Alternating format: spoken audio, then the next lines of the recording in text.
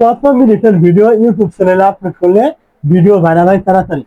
তো এখানে ইউটিউবের নির্দেশনা অনুযায়ী বা ইউটিউবের নিয়ম অনুযায়ী আপনার ভিডিও ভাইরাল হওয়ার ক্ষেত্রে আপনি কত মিনিট ভিডিও আপলোড করলেন এইটা কিন্তু ম্যাটার করে না।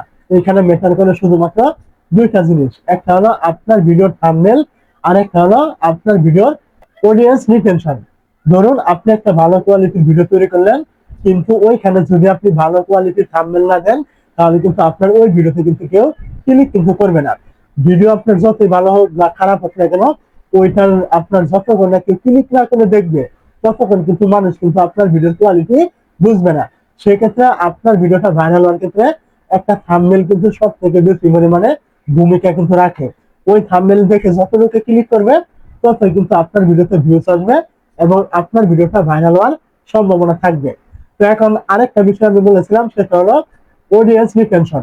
ধরুন আপনি একটা 2 মিনিটের ভিডিও আপলোড করলেন, তো 2 মিনিটের ভিডিওতে আপনার 1 মিনিট এভারেজ ভিডিও ডিউরেশন হলো লোকজনে দেখলো। এটা কিন্তু হাই লেভেলের অডিয়েন্স রিটেনশন। এরকম না থাকলে কিন্তু আপনার ভিডিওটা আরো আগে ভাইরাল হবে।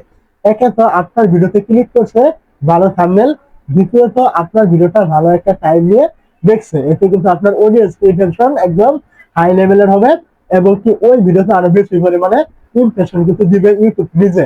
এইভাবেই কিন্তু ভিডিওগুলি ভাইরাল হয়ে থাকে। এখানে আপনি 5 মিনিটের ভিডিও আপলোড করলেন নাকি 10 মিনিট করলেন নাকি 2 মিনিট করলেন, এইটা দেখে কিন্তু কখনোই ভিডিও ভাইরাল হয় না।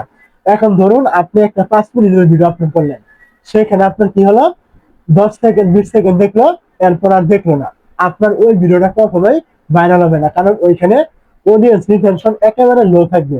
ওই কারণে আপনার ওই ভিডিওটা পরবর্তীতে আর ইমপ্রেশন পাবে না।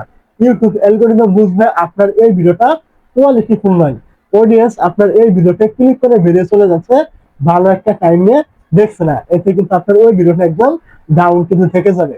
তো অবশ্যই বুঝতে পেরেছেন, একটা ভিডিও ভাইরাল হওয়ার ক্ষেত্রে শুধুমাত্র থাম্বনেল এবং অডিয়েন্স রিটেনশন এই দুটার উপর নির্ভর করে কিন্তু আপনার ভিডিওগুলি কিন্তু ভাইরাল কিন্তু হয়ে থাকে।